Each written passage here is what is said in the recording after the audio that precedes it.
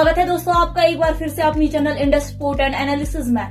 तो चलिए जी, एक बार इंडिया ने फिर से ऐसा कारनामा किया है जिसने सभी देशों की धड़कनों को रोक दिया है। जी हाँ, बात हो रही है यहाँ पे AD-1 मिसाइल की, जिसे थार्ड का भाई और S-400 का साथी माना जा रहा है। ये है DRDO का AD-1 मिसाइल इंटरसेप्टर, जो इंडिया को उन इलाइट कंट्रीज की लीग में लाता है जिनके पास क्या है, एडवांस्ड एयर डिफेंस सिस्टम। जैसे थर्ड है ना, यानी कि terminal high altitude area defence, ये यूएस का एक एडवांस्ड एयर डिफेंस सिस्टम है। और S-400 कहाँ का है, रशिया का। ठीक वैसे ही AD-1 अब इंडिया का एयर डिफेंस मतलब advanced air defence missile system है। अब ये missile interceptor high speed ballistic missiles और एयर थ्रेट्स को इंटरसेप्ट कर सकता है और डिस्ट्रॉय कर सकता है बड़ी आराम से।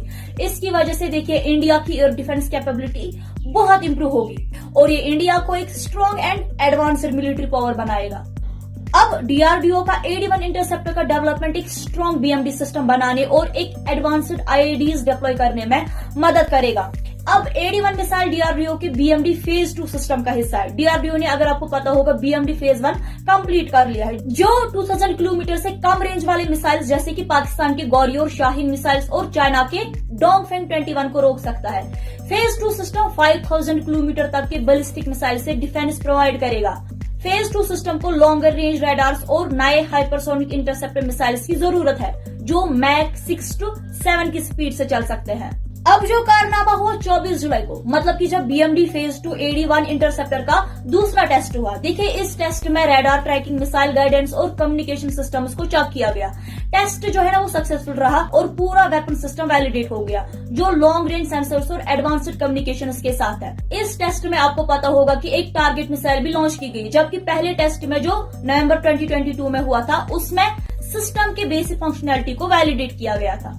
अब जो BMD फेज 2 हुआ, उसमें swordfish long range trekking radar यानी कि LRTR यूज होता है, जो Israeli ELM 2080 green pine radar का अपग्रेडेड वर्जन है। इस रडार की डिटेक्शन रेंज की अगर हम बात करें तो वो 1500 किलोमीटर है। मेरे दोस्तों देखिए, AD-1 जो है ना, ये एक लॉन्ग रेंज इंटरसेप्टर मिसाइल है, जो हाई ऑल्टीट्यूड और लो ऑल्टीट्यूड दोनों कंडीशंस के लिए डिजाइन किया गया है। ये मिसाइल लॉन्ग रेंज बैलिस्टिक और एयरक्राफ्ट को रोक सकता है।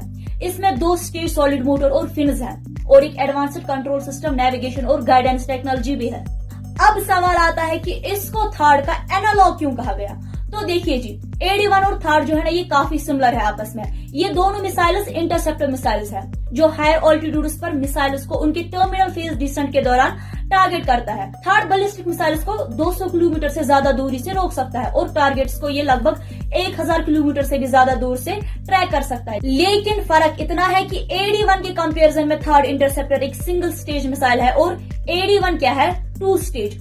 अब आप बोलेंगे कि दोनों में फर्क क्या है, तो देखिए जी, एक 2 स्टेज इंटरसेप्टर के कई फायदे होते हैं as compare to single stage interceptor, जैसे कि इसमें extended range, higher speed, better manoeuvrability और ग्रेटर ऑल्टीट्यूड रीच होती है। आपको याद होगा मैंने AD-1 को S-400 का साथी भी कहा। अब क्यों कहा? देखिए, ये मुमकिन है कि AD-1 इंटरसेप्टर का एक वेरिएंट S-400 जैसे IEDs के साथ यूज के लिए अडॉप्ट किया जाए। इंडिया फिलहाल अपने S-400 class air defence system पर काम कर रहा है, जिसे प्रोजेक्ट कुशा के नाम से जाना जाता है। तो आखिर में हम बस इतना ही कहेंगे कि जो मिसाइल टेस्ट 24 जुलाई को हुआ ना, उसने DRDO और इंडिया की शान में 4 चांद लगा दिए।